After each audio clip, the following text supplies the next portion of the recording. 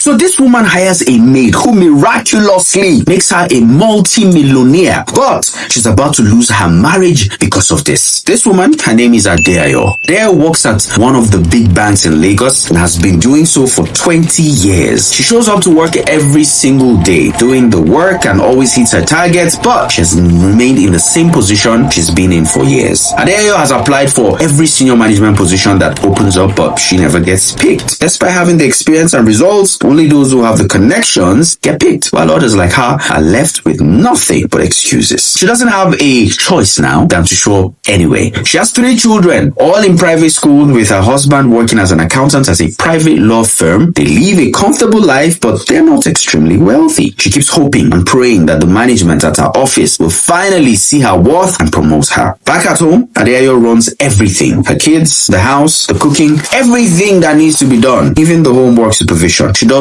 all these while maintaining her demanding banking job. She's constantly exhausted because she has never had any luck with hiring a good maid. They're either stealing money from her purse or beating her children when they think she's not watching. Children that she doesn't joke with. Every one of them just always comes with their own wahala. She's been doing all these for 3 months now and she's about to collapse from exhaustion. But then she receives good news. An agency her friend referred her to finally calls her, saying they have found a perfect candidate. This maid, her name is Risikat. Adeayo has seen too much shege in the hands of a maid to expect anything different from this one. She just wants someone who won't steal from her or hurt her children. Someone who gets the job done without her having to lose her mind. But Risikat shocks her. She exceeds every single expectation. She does everything, even before Adeayo mentions it. She shows up on time and treats the children like they're her own younger siblings. She doesn't act like she's doing Adeayo some massive favor by working there. For the first time in months, Adeayo can breathe. 6 months later, it's Risikat's 21st birthday. This girl has been so good to Adeayo and her family, and Adeayo is thinking of what she can do for her birthday. Then she remembers Risikat mentioned she loves sewing in her interview and has been doing so for 2 years as a hobby. So Adeayo decides to buy her a brand new sewing machine. It's just a simple machine, nothing too fancy, and it doesn't cost her much, but it means a lot to Risikat. The girl literally starts crying when she sees it, and that is when everything changes. Risikat starts sewing for Adeayo and her daughters. At first it's just small things, adjustments here and there, but then she makes Adeayo this stunning kimono jacket. Adeayo wears it to work one day and suddenly everyone is staring at her. Her colleagues, who usually barely acknowledge her existence, are coming up to compliment her. Even the senior managers who are taking notice. This woman who has been invisible in corporate meetings for years is suddenly the center of attention because of one jacket. Then one colleague, this lady from the foreign exchange department, pulls her aside. She's like, Adeayo, why did you sew this? I need to make one exactly like it. And without thinking much about it, Adeayo tells her it's a relative who stays with her and she charges 50,000 naira per piece. She's not even thinking about business at this point. She's just being polite. But this colleague is serious. She transfers 50,000 naira that same day and wants the dress delivered in 1 week. Risikat delivers and it's perfect. And that's how the business begins. 1 customer becomes 2, 2 becomes 3, 3, 5, 5 becomes 10. Before Adeayo knows it, she's being booked every week. Her banking colleagues, clients who come into the bank, people from church, parents from her daughter's Sunday school, everyone wants to sew from her tailor. That's when Adeayo realizes something that will change her life. She's sitting at her desk one evening, adding up the numbers, and she almost can't believe what she's seeing. It's just a few months of sewing. For people, she has generated more revenue than her monthly salary of 650,000 naira. But here's where things get complicated. The others are coming in faster than Risikat can handle. They're working out of the boys' quarters, but the space is becoming too small for the work, and Risikat is staying up too late just to finish orders. Adeayo starts thinking, if they could scale this properly, get more hands, rent a proper workspace, this could be something massive. And for the first time in 20 years, she's excited about work. So she makes a decision that shocks everyone, including herself. She quits the bank, just like that. 2 decades of climbing the corporate ladder, gone. Her colleagues think she's lost her mind. Her family is speechless. But Adeayo has never been more certain about anything in her life. She rents a proper production space in Ikeja, hires 2 experienced tailors and a pattern cutter. They move from creating single pieces to creating collections. Their first drop is this gorgeous Ashoke jackets in modern cuts, and they sell out in 3 weeks. Others are coming in from all over Lagos, Abuja, even from Nigerians abroad, who see their work on Instagram. But success comes with a price nobody warned her about. Adeo's husband, Chigozie, is very angry. He's angry because she made this decision to expand the fashion business without consulting him. Their conversations are turning into arguments. He accuses her of neglecting the children, of caring more about her business than her family. But Chigozie is not entirely wrong. Adeayo is always on her phone now. When she isn't posting on Instagram, she's meeting up with clients and she's always at the production space. This wasn't what Chigozie signed up for. Even the children know mommy is always busy and they're asking questions about where mommy goes every time. It gets worse when Chigozie moves to the guest room and starts ignoring his wife. Just when Adeayo thinks she has everything figured out, she discovers this. Risikat has been turning down interview requests from fashion bloggers and declining collaboration offers from other designers because she wants to be loyal to her boss. This really hits Adeayo. She realizes she's been taking all the credit for work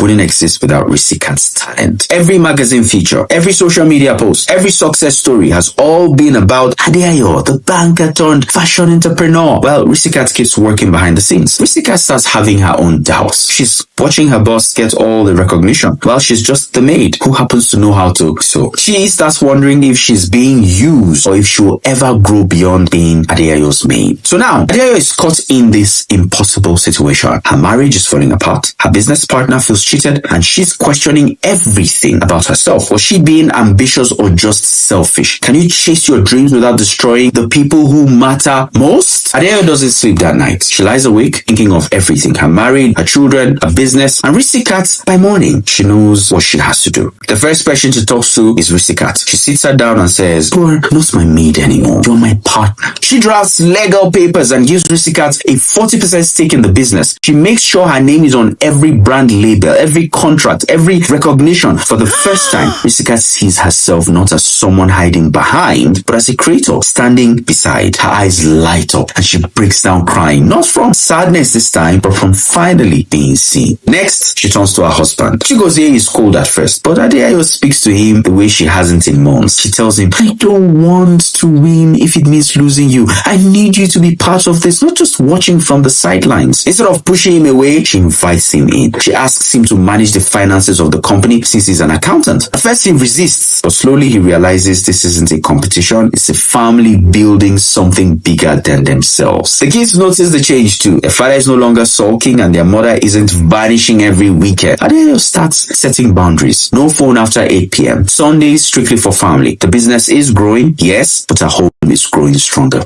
2 years later, their brand, Aderisi, becomes one of Nigeria's top contemporary fashion labels. Vogue Africa runs the feature on them. The banker and the maid who redefine Nigerian fashion. But the best part isn't the fame or the money. It's watching Risikat walk on stage at a fashion show in Milan, being introduced as creative director while Adeayo stands proudly beside her. And at home, Chigozie is no longer angry. He's the one cheering the loudest because he finally understands that success doesn't take away from him. It multiplies when they share it. Adeayo didn't just build a business, she built a legacy, one that kept her family intact, lifted Risikat into her destiny, and showed her children that ambition and love don't have to be enemies. She finally has everything she once thought she would never get: recognition, wealth, purpose, and most importantly, peace in her own home.